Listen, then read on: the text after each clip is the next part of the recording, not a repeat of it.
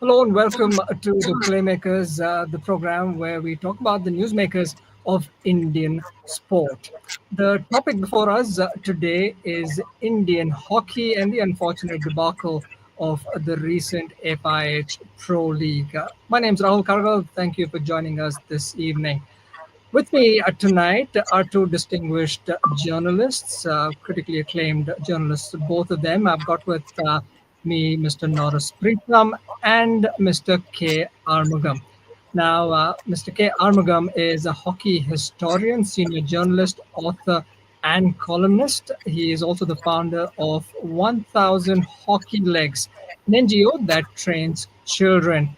Mr. Arumugam was awarded the Rashtriya Khel Protsahan Puraskar by President Pranab Mukherjee in 2016. Mr. K. Arumugam, welcome to the program. Thank you, Rahul. Very nice to be here.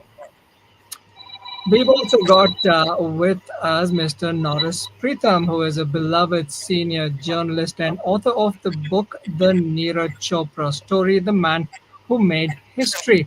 Now, Mr. Norris Priam has covered 6 Olympic Games and is certainly no stranger to Indian hockey. Mr. Norris Priam, thank you very much for joining us tonight. Thank you, Rahul. Thank you so much. Well, the pressing topic before us, of course, is the outcome of the Indian men's hockey squad and the women's hockey team at the recent FIH Pro League 2024-25. Just yesterday, the Indian women's hockey squad were unfortunately relegated. Mr. Pritam, if I can come to you first, your initial reactions on the outcome. I think my initial reaction would be a disappointment, a big disappointment. I mean, losing is one thing, but if you are in 9 teams, if you finish ninth, I don't think there is any reason for me or for anybody or for a hockey lover to be happy about it. Especially when team has been doing well, and I mean, there are chances, there are teams which do well, and as a team, sometimes you do well, sometimes you don't do well. But you can't go slide so back that as you finish ninth. And so this is very, very disappointing show, I think, with both teams, especially with the women team. And they are relegated. So I think all in all, it's a very bad show by girls, and especially, I mean, if you see, they were playing psychologically. I think they were down. I mean, what little some matches that I've seen, they take initial lead, and then finally at the last moment, they lose. And when they were playing the last match against China, they knew that they were already relegated. They played very well, right? So I think that they need to play their own game and not get bowed down by pressure. I think there were tremendous pressure, and that I think the coaches have to see, or maybe psychologists have to see, ensure that girls are not under any kind of pressure, not just match pressure. There's so many other pressures like the media pressure, and there's some problem at home, on selection is not right, or whatever you may have.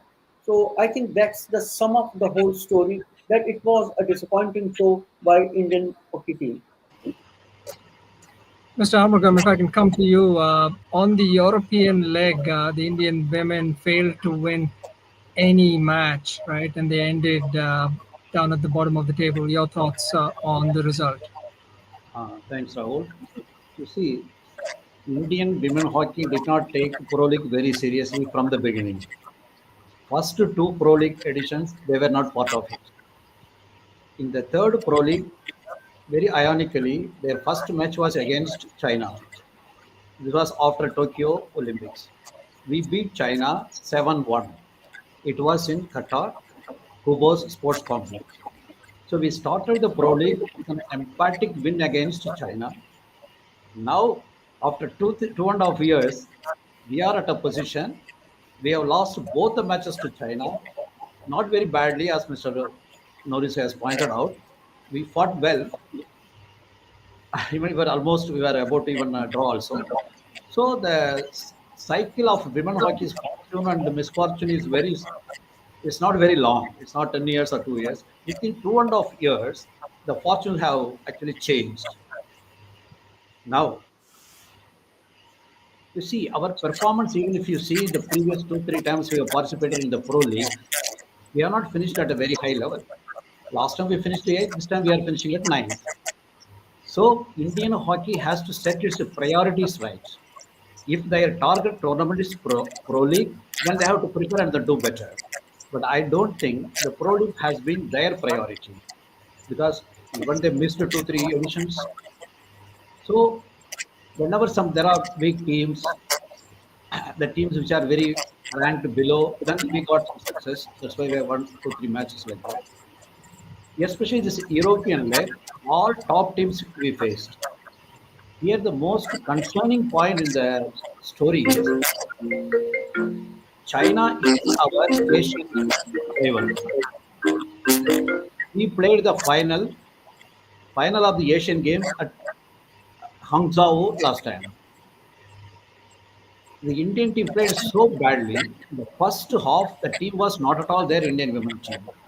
Only in the second half, they retrieved and they played better. And it was much against the way they were playing till then.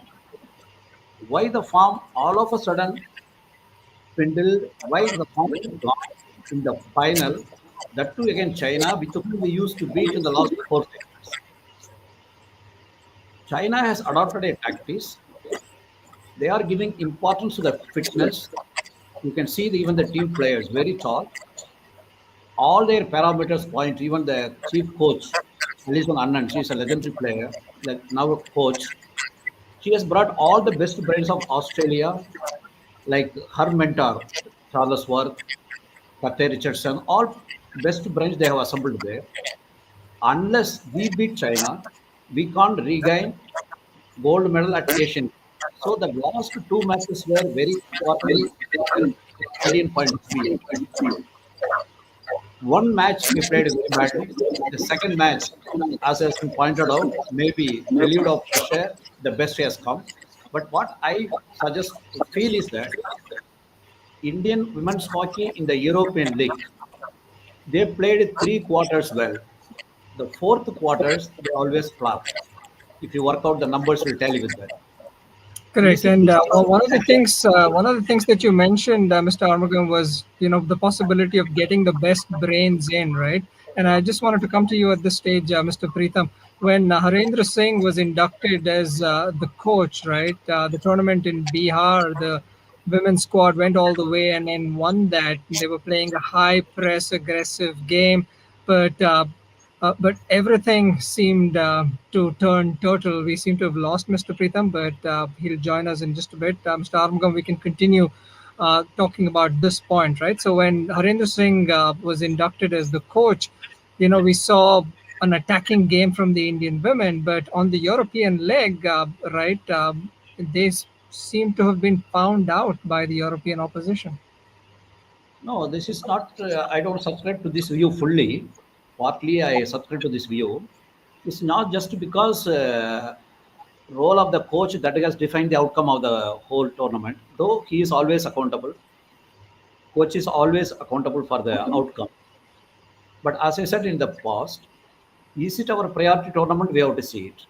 Number two, if we are relegated in the Pro League, it's not the end of our Pro League chances. Like, we can again win FIH Nations where 6 teams will play. Like we qualified for this time. We beat Spain in Spain to qualify for the Pro League. So that door is still open. A coach, you see, Mr. Harendra is a very knowledgeable person and he has worked with the women's team for a long time. He has been watching it and he is very, knowledge wise, he is very sound. He is up to date also. The support staff, I'm not familiar with many of them, their capabilities, so that I can't make a final word on that. But I feel, as far as Sports Authority of India, Hockey India are concerned, they are bringing the best available to them. Whether it is as good as some other country, it's beyond my scope and research. But we have a very sound support system. Because if you consider 10 years before, 15 years before, the women hockey were not getting even 1/10 of what they are getting now. So that way they are on equal. The problem You lies. make an interesting. Yeah, go on. I Yeah, can say go I on. can say that probably the coach is experimenting too much beyond our expectations. You see, the main defender, Udita was not playing for some reason or other. Sangeeta, main forward, is injured and she is not available today. So there are many other factors, and the tournament is very long drawn out. You need different kind of stamina, different kind of fitness, different kind of tactics, many other things. That is not the case with the World Cup or Olympics, which happens in 2 weeks' time, maximum 10 days. There you prepare different. So the coach has to give a proper explanation what went wrong, with which we can make better analysis. Correct, Yes. and obviously up next for the Indian women is the Asia Cup, right? And like you mentioned right at the beginning, all is not lost, right? And this takes place in September, and the winner of the Asia Cup automatically qualifies for next year's World Cup. So that is an opportunity that is around the corner. But according to you, what really needs to change if the Indian women are to turn the tables? They have to study very smartly what's going wrong in the fourth quarter. You see, again, China, before that, another rival, till half time, we were on equal footing in terms of all parameters: attack, penalty corners, circle penetration, even goal. Sometimes even we were 1-0 lead, we were having it. What goes wrong in the second half, especially the fourth quarter? Is it fitness? Is it any tactical error that they have to work on it? I feel with the return of Sangeeta, with the return of Udita, I think the team will be fortified and they will play better. But still, that may not match the Chinese aggression, the Chinese precision in our play.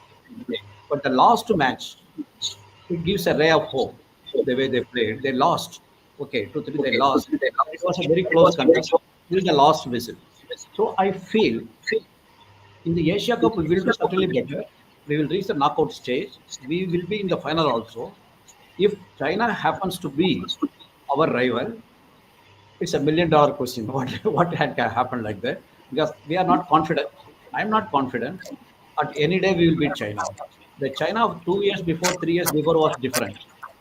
At last 2 years, China is putting all their resources and improving leap and bounds. That's right. Yes, they're throwing resources and infrastructure, and it's obviously reaping rewards on the turf. Mr. Preetham, thank you for rejoining us.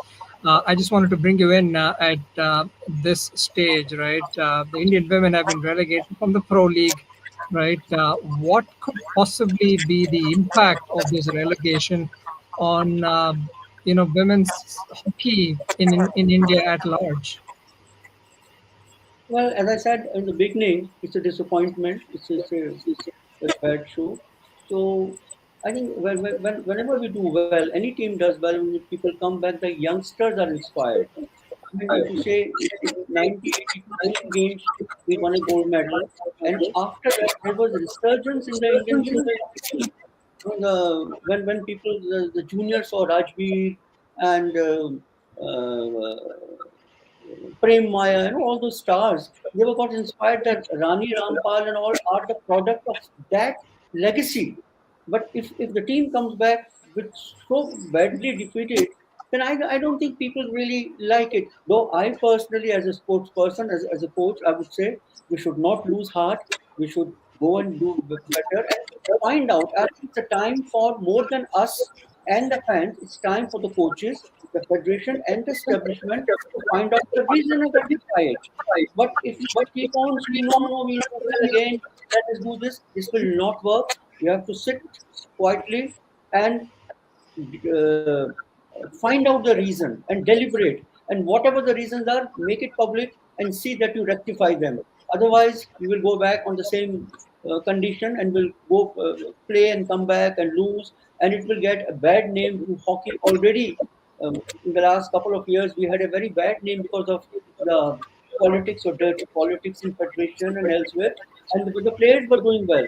If the players also start losing, then hockey will lose its sheen and hockey will lose its popularity. Mr. Arumugam, the relegation, what sort of an impact do you think that will have on the brand value of the Indian women's game in the country? You see, as I said in the beginning itself, we have not taken Pro League very seriously. We did not even show interest to participate in the first two editions. Then some pressure was built out. The women did very well in the Tokyo Olympics. Then the question was asked by many, why when men is playing the Pro League, why women are not given a chance to play in that? They have to be in a company of biggies. But So why do you think, Mr. Armugam, that the women did not take the Pro League seriously at all? Because it's such a big tournament, the best nations play the Pro League. that is exactly what Mr. Pritham was also quoting. The administration has to treat gender parity. That time it was not there. Whatever resources they had, they put it on the men because they were actually performing better on some other fronts. So they thought that it will be better to do it. Another thing, the targets. Pro League was not having any benefit, open benefit. Like last year, they announced the winner will qualify for the World Cup.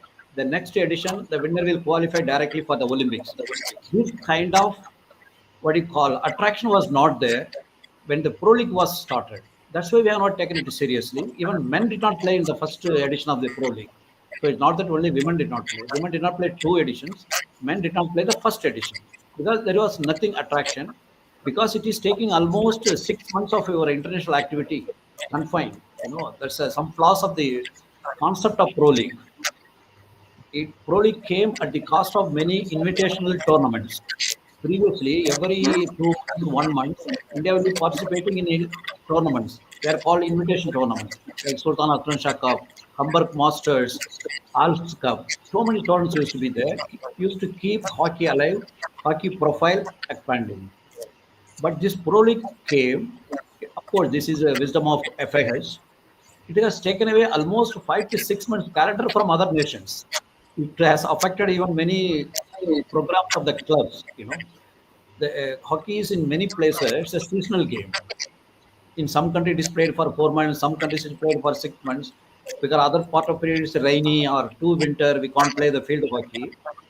So this FIH has come to solve all this problem. But I think now, from my perspective, it itself is a problem now because many clubs, many countries are really worried if this Pro League continues, the club culture will go away in West. And like as 16 matches, who is following? How many people follow this Pro League? First leg was in February, the second leg was in June. First leg was different, second leg was different. Even men's case, first leg, all weak teams were in the first leg, all strong teams were in the second leg. Because in hockey dynamics, it's always concentrated with Europeans. So European League, like you give chance to all European teams, logistically fine. But if the sequence wise we organize the matches, it should not be like this. So what happened, especially in the men's case, all so-called weaker teams came in the first leg, all strong teams like Belgium, Netherlands came in the second leg. So it did not provide you a level playing field. It created a bad record. Indian hockey has lost 8 matches continuously, but they have won 5 matches also. So such things happens because hockey, despite being a semi-professional game, is entering into a professional ambit. So it is going to take time. As far as women are concerned, they have not played well in the Pro League.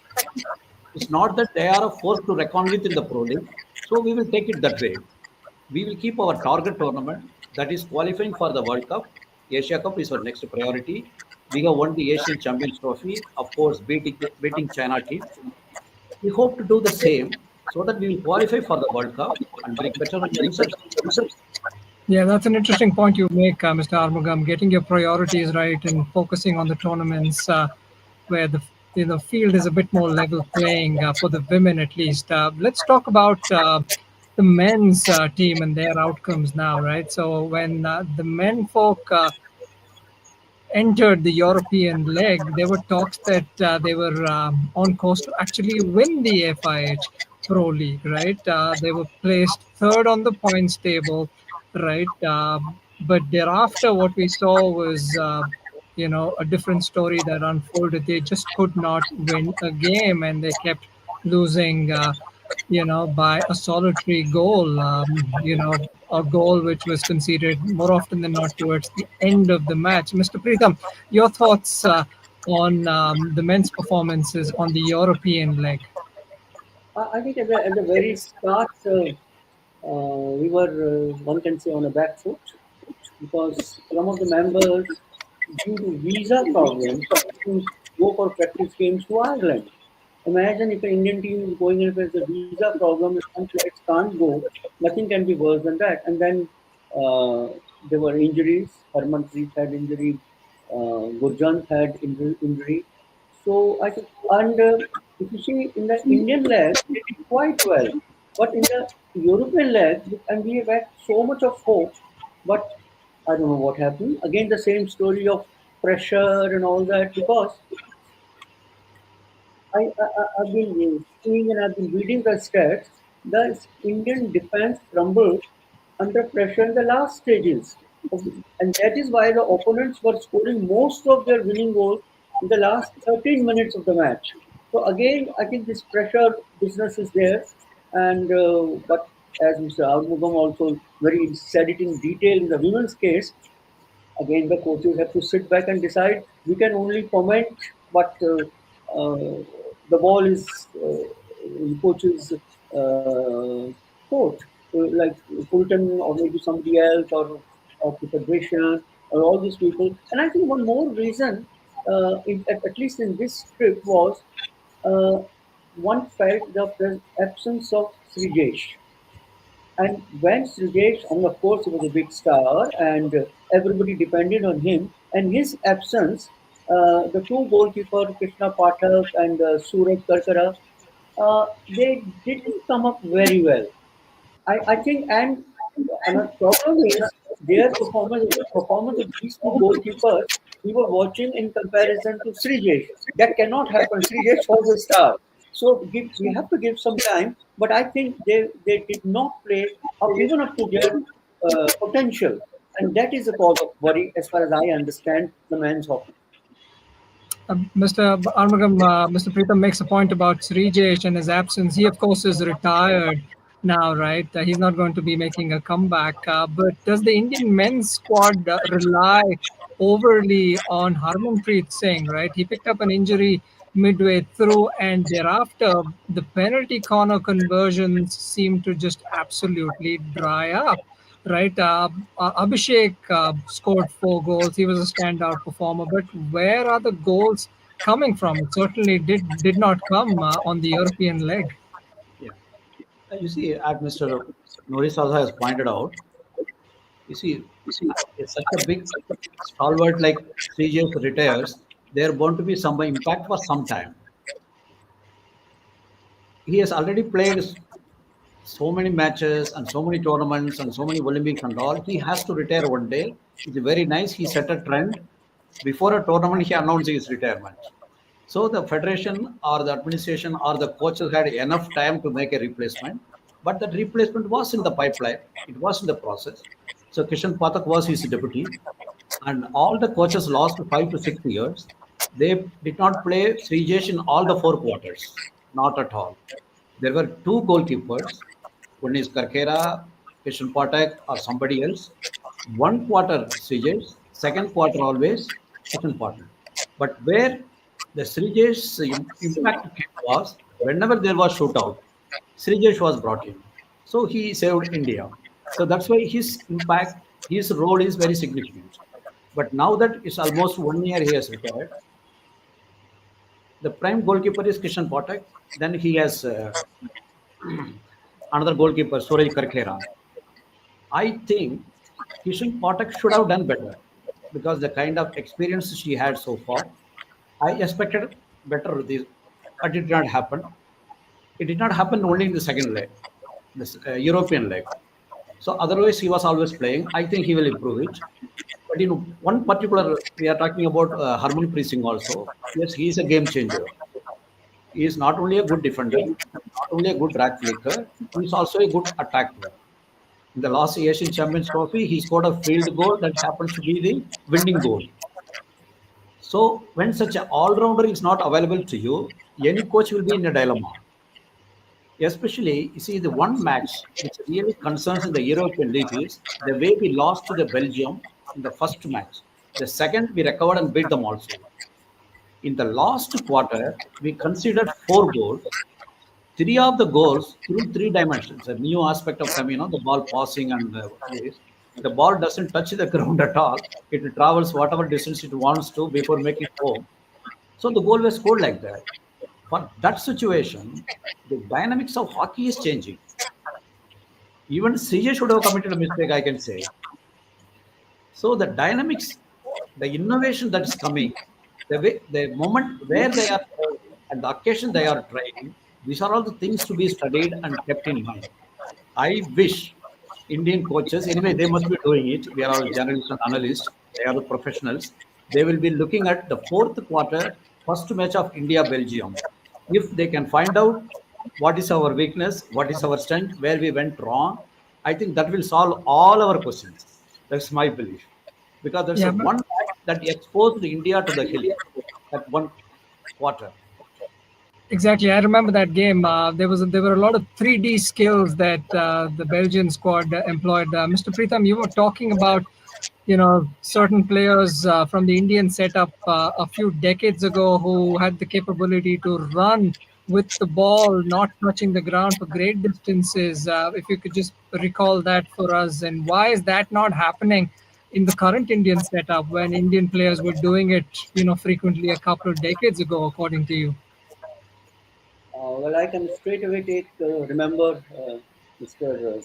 Harbinder Singh, who was, besides being a top class hockey player, and everybody knows, he was a top class sprinter also. I remember as a schoolboy, I used to go to railway stadium when inter railway meet was on. Harbinder would be warming up for hockey practice, and suddenly the Northern Railway team will say, Harbinder, call out his name. He will go borrow somebody's spikes and run 100 meter in 10:9 and go back to his hockey team and assist the Indian hockey team, Indian railway team winning the relay. And I have seen with my own eyes, he used to run 100 meters with a leather ball on a grass field, and the ball will not leave the blade of the hockey stick. And then while running with the ball, just to make a flip, the ball would come and keep in the pocket, and the children would be looking for the ball. Then you take it out from the pocket and keep it on the ground, and then start dribbling again. And it was not only Harvinder, of course, Harvinder was a star. In the Sundar, the entire railway teams to practice there, and they were fabulous players on grass. So now, when people today said astroturf, I have seen the magic on grass also at Railway Stadium in Delhi. That's right, and even on the pro league, Mr. Arumugam, the skills were all on display, right? It's just that they were not translating into goals. Now, just before the team departed to Europe, I did get the chance to speak with Craig Fulton, and he was talking about the tough schedule. And he handpicked the seniors to do the job, right? But now, given the result, the Asia Cup is around the corner. Would you like to see wholesale changes to the squad? You see, changing the squad, any case, this Pro League, there are around 30 players. It's almost two teams are playing there. In any case, player has to be pruned. But what I feel, there has to be enormous amount of fresh legs in the team. They are already there in the 30, 33 core group. They are there. They have been given some chance. Maybe because of that, some results we did not get in our favor. The other coaches may be trying their own way. I think whatever time available, we should provide as much opportunity to the youngsters to come into the team and challenge the established stars. Unless this internal competition intensifies, then the Chalta hai attitude comes into mind. So the competitive spirit, I don't blame anything. I don't say it is not at all there. Whatever is there, it has to be intensified. Each previously, if there is a left off, then there are three players will be of equal competency. All the three will be vying for one position in the game.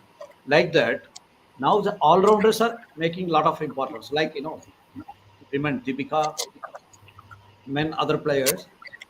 They are forward as well as drag flickers, and they are falling back to defend also. So Indian team, I feel we need more of all-rounders in the mold of in women's side, Deepika, men's side, Harmanpreet. As I said, Harmanpreet has shades of Pargat Singh, shades of Surinder Sodhi, he shares all some legends. So we should have, and it's not difficult to find out such players. They are there. They should be brought to the front, and they should be given that role. You see, the hockey is not 70 minutes, now it is 60 minutes. Coaches are also in dilemma. How much time a player will get a chance to play? If it is 5 minutes, we are old type of journalists. We always feel it takes time to settle down. But that scene is not there now. Player have to go and perform and do it and come back. You know. So whether that kind of players do we have? Whether certainly we have, because we are into the modern hockey on par with Australia or Europeans, well over 15 to 20 years. We are not doing anything Asian style last 2 decades, because we have all foreign coaches, foreign thinking. Even our Indian coaches, they have adapted as much as a foreigner would adapt.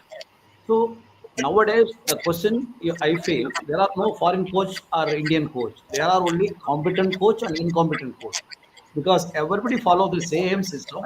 Everybody play on the same turf, because your field condition is not going to change. Unlike cricket or tennis, or the surface is going to be same. One factor is permanent. Then it gives a lot of comfortability to work out your strategies. So that way, all coaches are now on par, and there is a standardization program from FIH also. Somebody is FIH level 3, somebody is level 4. Whether you are an international player or not, you come through that process. So strategy, tactics, plan, everything is almost same. Now, Indian team needs more all-rounders who can rescue your team. In common word, common parlance, I can say you need more of Aslam Sher Khans. When you need, you go and score a goal. Like that players we need, we have many of them. They have not done in World Cup, they have not done in Olympics, but there are people who have done it. They should be given more chance, they should be polished, and more such players should form bulk of the team. Yes, and if you look at recent history, right, in the 2023-24 Pro League season, the Indian men they registered 5 wins, 6 draws. They secured a seventh place finish, but they still bounced back and won bronze at the Paris Olympic Games, right? So the men's squad have shown in the past that they can bounce back. So, a final question, Mr. Preetham, to you. What would you like to see from the men and the women when they wear national colors over the next few months? What kind of performances and character would you like to see from them on the turf? Well, as an Indian, I would like to say that they should win and they should do better. But as Mr. Arumugam was also saying, that the youngsters have to be given a chance. They have some very good youngsters like Bobby Singh, Mohammad Rahil, and the Amarji, Hyundai. These are good players. So I think the coaches have to sit and see that whether we can use their services. In India, problem is a junior starts playing or performing very well, but by the time he comes to the senior, he's already faded out, already burned. So I think we should exploit when they are young and give them a chance, even at the cost of some senior players. You have to tell them, look, there is a youngster, he's not better than you, as good as you. So let and then maybe we can hope to retain that youngster for 3, 4, or 5 years. But we induct after a youngster is burnt out, then we induct in the senior team, and that doesn't really serve the purpose. I think these are the points that one has to look for. The Asia Cup is at home in 2 months' time. We have to be preparing for that, and I think it's more than the players. There's a lot of pressure on the coaches and the establishment how to use these players effectively. That's I think is going to be the challenging task before the coaches.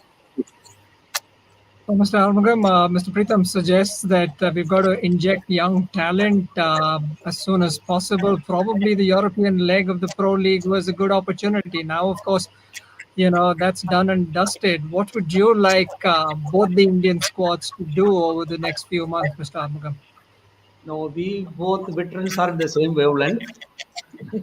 We old people want young people to come up. So that our experience says. I think this Pro League team also, they had a lot of youngsters, Dwindle, like he mentioned, Dwindle, all are there.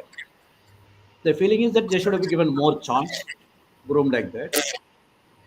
Like he has pointed out, Dwindle is going to play his third Junior World Cup. It's not Senior World Cup. He's going to play his third Junior World Cup, which is going to come in November. So don't prolong juniors into prolong the junior ecosystem itself. Induct early. For example, when Manpreet Singh played his first Olympics in 2012, he was hardly 20 years. Now he sustains up to another three Olympics. He has played four Olympics. You know, early entry gave him a longer life at senior level. So that concept, it is there. It should be there prominently. Youngsters are coming to the senior team, but quite some time after that, without getting enough opportunity and enough tournaments, that is because of this Pro League. They don't have another invitational tournaments to play and other things. They go back to junior. Once you come into the senior, in our times, if somebody plays a senior, they don't go back to junior side. And in the match also, they don't back pass. So more players should come. But one point I wish to suggest, Asia Cup, which India is hosting, men's Asia Cup, I think it is on our plate. With this kind of performance, whatever is there going on in Asian level, we are numero uno. There is no doubt about it. We are number one. But that is not the scenario that exists with the women's, because there is a lurking danger in the form of China. So the Asia, the Pro League, whatever we had this some tinge of sadness, that will go away when the Asia Cup starts here, because I'm sure Fulton is known for consistency at target tournaments. A coach who brought such team as Ireland, which was never a force to reckon with beyond the United Kingdom circle, to the Olympics qualification. So he knows he's a competent coach. We have a competent coach. The Pro League, 18 matches, long history, running into 6 months. Okay, inconsistency is there. We are not maintaining that kind of consistency. Some other countries like Belgium or Germany are holding it right now. But at the Asian level, I think he will deliver it. That's an interesting point, Mr. Arumugam. You're suggesting that target tournaments become an important point, especially with Fulton and his track record of results. You also mentioned that you've got to induct these junior players in early so that if they fail fast and learn, and we keep rotating to keep injecting fresh blood. Mr. Pritam, your recommendations, dynamism, we'd like to see the skills of the STAs flow through these youngsters, but over and above everything, results do matter. So on to the Asia Cup. That's where we are at this point of time. Hopefully, the results of the FIH Pro League will not translate into further debacles going forward. Thank you very much, Mr. Arumugam, for joining us this evening, and Mr. Pritam as well, to share your perspectives on the state of affairs of Indian hockey at the moment. Thank you very much for joining everybody on this live broadcast. Continue watching thebridge.in for our sustained coverage of Indian sports. My name is Rahul Karga. Until next time, goodbye. Thank you so much. We enjoyed it.